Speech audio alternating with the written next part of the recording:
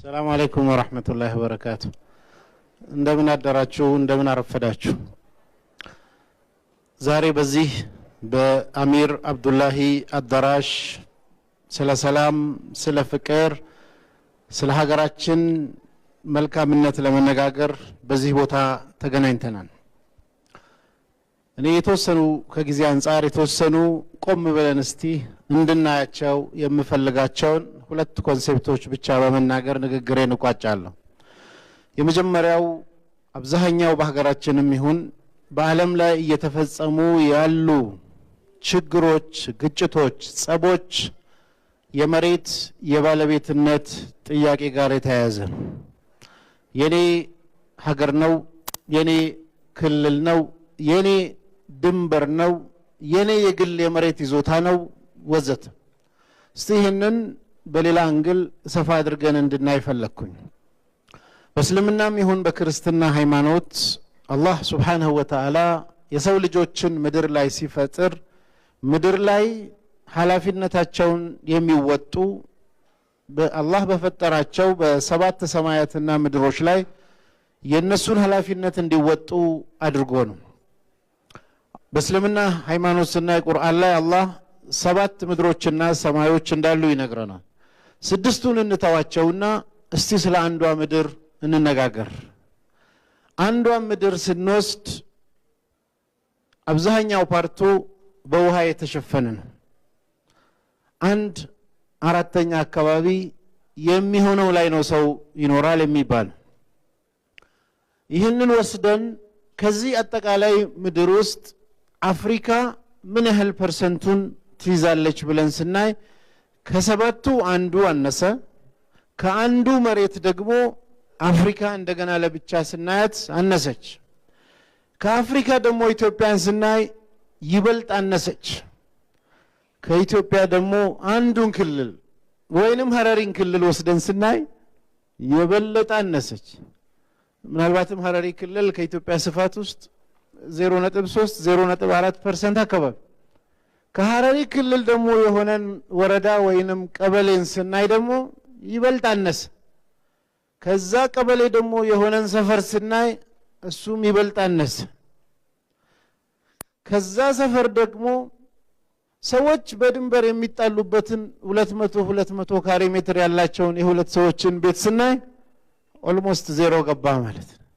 ወይንም የሆኑ ብሔረሰቦች የሚጣሉበትን መሬት ስናይ ያቺ ቀበሌ ከአጠቃላይ አላህ ለሰው ልጆች ከፈጠረው መሬት አንፃር ስናይ ትርጉም አልባ ሆነች ማለት ነው። ይህን ሁሉ ምድርን ኃላፊነት ወስዶ እንዲያለማና እንዲኖርበት የመጣው የሰው ልጅ አጥር በማጠር እየጠበበ ጉዳዩ እንደ ዓለም እየሰፉ ከመሄድ ጠቦ የነጥብ ያህል ጉዳዩ ወደ ታች መልሷል። ምድር ለሰው ልጆች ሁሉ በቂ ናት። እንዴት አብረን እንኖር፣ የግለሰብም ይሁን የሀገርም ጉዳይ ይሁን አብረን የባለቤትነትን ጥያቄ እንዴት እንፍታው ካልን ሀገራችን ለሁሉም በቂ ናት። በሁለተኛ ደረጃ ትልቅ ችግር እየፈጠረ ያለው የብሔር ማንነት ጉዳይን ከአጠቃላይ ማንነት አንፃር ተረድቶ የመኖር ጉዳይ ነው። ልብ ብለን ካየን የሰው ልጆች አንድ ማንነት የላቸውም። እኔ ከወሰዳችሁኝ እንደ ሀገር ኢትዮጵያዊ ነኝ፣ እንደ ሃይማኖት የእስልምና ሃይማኖት ተከታይ ነኝ፣ እንደ ብሔር የኦሮሞ ብሔረሰብ አባል ነኝ፣ እንደ ሰው ደግሞ ሰው ነኝ። ሰው በመሆኔ ምድር ላይ ካሉት የሰው ልጆች ሁሉ ጋር ሃይማኖት፣ ብሔር፣ ጎሳ፣ አስተሳሰብ ሳይገድበን በሰውነቴ ከሁሉም ጋራ የምጋራው የጋራ ማንነት አለ። ኢትዮጵያዊ በመሆኔ ደግሞ በኢትዮጵያ ድንበር ውስጥ በዚህ ጂኦግራፊ ውስጥ ካሉ የዚህ ሀገር ዜጎች ጋር በጋራ የምጋራው የኢትዮጵያዊ ማንነት አለኝ። ሃይማኖቱ ጋር ስንመጣ ዓለም ላይ ካሉ ሙስሊሞች ጋር የጋራ የሆነ የምጋራው ሃይማኖት አለኝ። እንደ ብሔር ደግሞ ስመጣ ከወጣሁበት ብሔረሰብ የተነሳ በባህል በቋንቋ የወረስኩት የጋራ ማንነት አለኝ። እነዚህን አራቱ ማንነቶች እንዴት አድርገን አስማምተን እንኖራለን የሚለውን በትክክል ካላሰብንበት አንዴ የሃይማኖቱ ከፍ ይያለ ሌላ ጊዜ የብሔሩ ከፍ ይያለ ሌላ ጊዜ ሌላኛው ከፍ ይያለ ባላንሱም በተጠበቀ መልኩ መኖር አለመቻል ሰዎች ላይ ችግር እየፈጠረ ነው።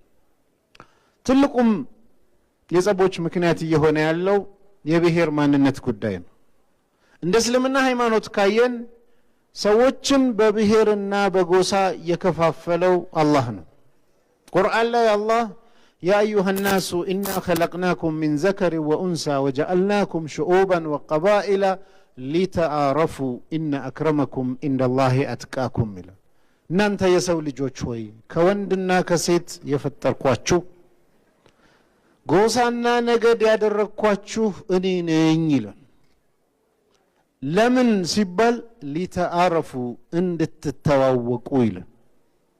ሐረሪው ከኦሮሞ፣ ሶማሌው ከአፋሩ፣ አማራው ከስልጤው፣ ከትግራይ እያንዳንዱ የምንተዋወቀው ልዩነት ስላለን ነው።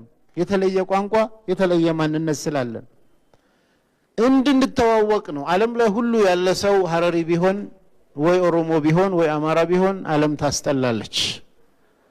ምክንያቱም ወጥ ስለሆነ እነገሌ ብለን እንኳን ለይተን መናገር አንችል። በዚህ መልኩ ይሄን የከፋፈልኳችሁ እኔ ነኝ አለ አላህ።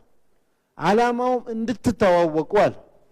ማን ነው የሚበልጠው ታዲያ እንዳይመጣ ኢነ አክረመኩም ኢንደላሂ አትቃኩም፣ አላህ ዘንድ ከነዚህ ሁሉ ከናንተ ውስጥ በላጩ እኔን የበለጠ የፈራኝ ነው ብሎ ፋይሉን ዘጋው።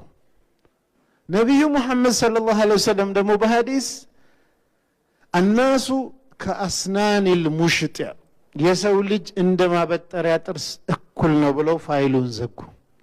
ታዲያ እኔ ነኝ ይበልጠው የሚለው ፋይል በእስልምና ሃይማኖት ከመጣን የተዘጋ ነው። ነገር ግን ሰዎች በትክክል ስላልተረዱ የብሔር ጉዳይ ዘላለማዊ አይደለም። አላህ ከመፍጠሩ ጋር እሱ ከማድረጉም ጋር ከዛም አልፎ ከተአምራቶች መካከል ወእክትላፊ አልሲነቲኩም ወአልዋኒኩም ማል የናንተ ቋንቋን መለያየት የናንተን መልክ መለያየት ከኔ ተአምራት መካከል ነው ይላል ቁርአን ላይ አላህ። ስለዚህ የአላህ ተአምራት ቋንቋችንን መልካችንን ለያይቷል። ታዲያ ምን ይሁን ነው ጥያቄው? ልዩነታችንን ምን እናድርገው ነው? በልዩነትን እንድትተዋወቁ የተባለውን እንድንጋጭ እናድርገው ወይስ ተዋውቀን አብረን እንኖር ነው? እዚህ ጋር ነው ጥያቄ ያለው።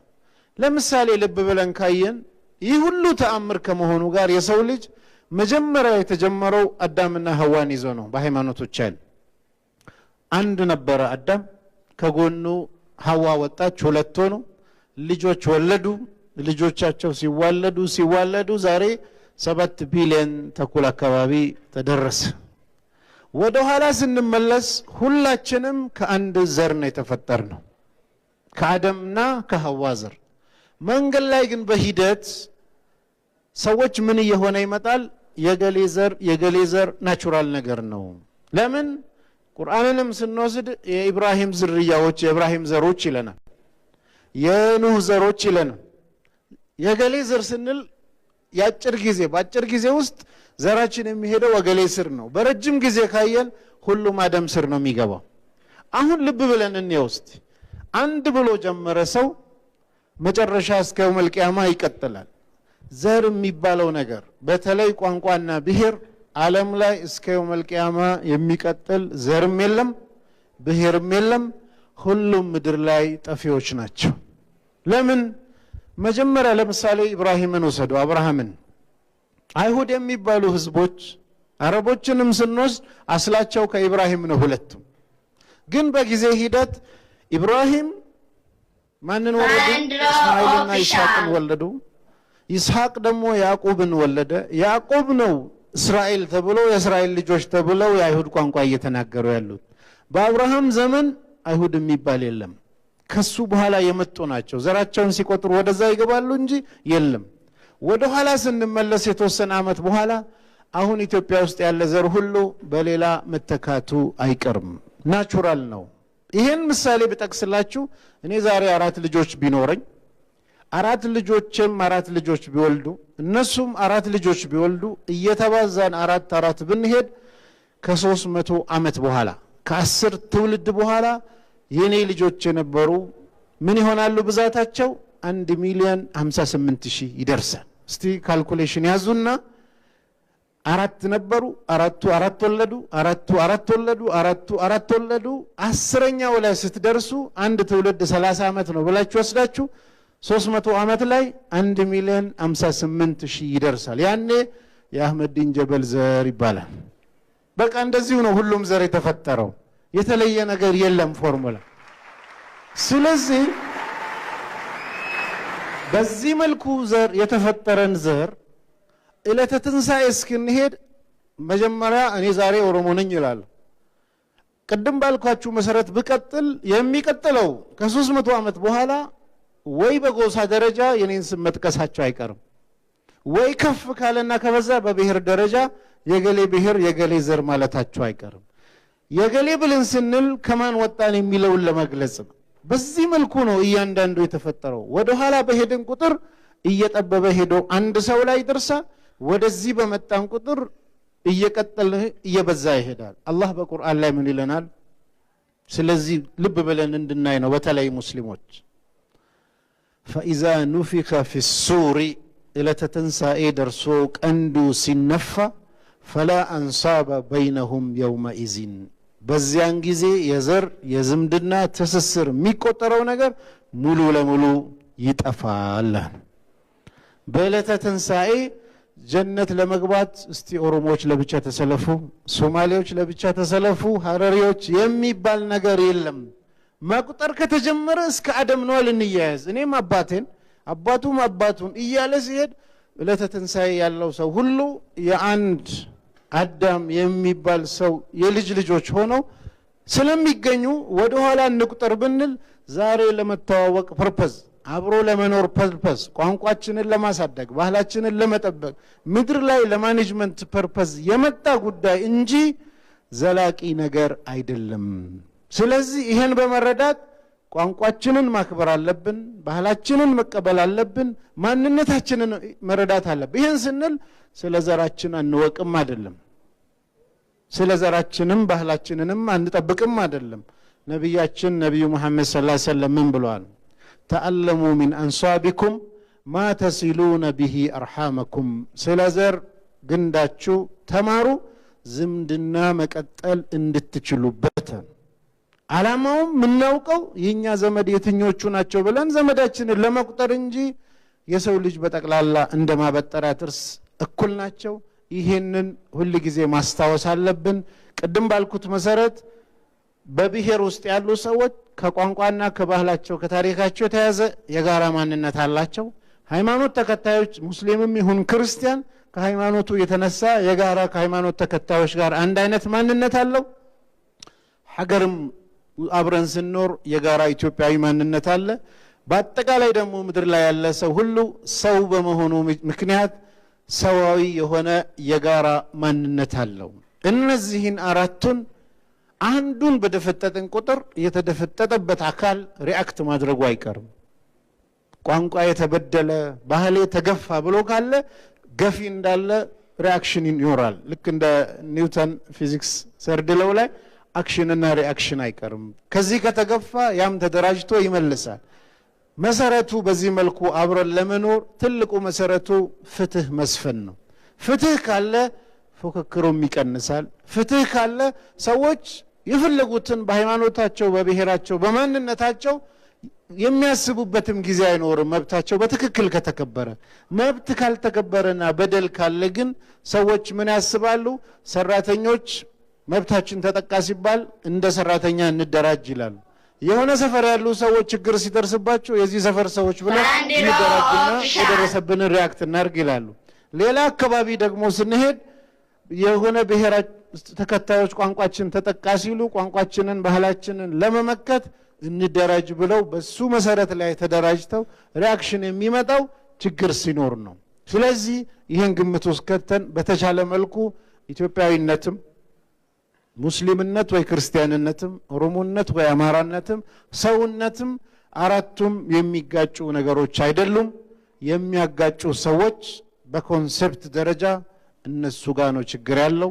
ኢትዮጵያ እነዚህ ነገሮች ጠብቃ መሄድ ከቻለችና ሰዎች ይሄ ጉዳይ ችግር አለ ብለው ቀስቃሾች ሲቀሰቅሱ መሬት ላይ ሄደው በደልን የሚያዩ ከሆነ እውነትም ብለው ከጀርባ መሰለፋቸው አይቀርም። ሲነገራቸው ግን የሚታይ ከጠፋ ውሸታም ነው ዞር በል ብለው ነው ወደ ጉዳያቸው የሚሄዱት። ስለዚህ መሬት ላይ ያለውን ለማስተካከል ቢያንስ በእነዚህ በማንነቶችና በብሔር በሀገር ጉዳይ ላይ ጥርት ያለ ነገር ለህዝብ እናድርስ። ብዙ ጊዜ ሚዲያዎችን ጨምሮ ብሔርተኝነት ዘረኝነት ይባላል። ምንድነው ትርጉሙ እንኳን ተብሎ ዲፋይን እየተደረገ አይደለም። በዚህ መልኩ ማስማማት ይቸገራል። ዝም ብለን ነው የምናወራው እንጂ ችግሩን አንፈታም። ስለሰማችሁኝ አመሰግናለሁ። ሰላም አለይኩም።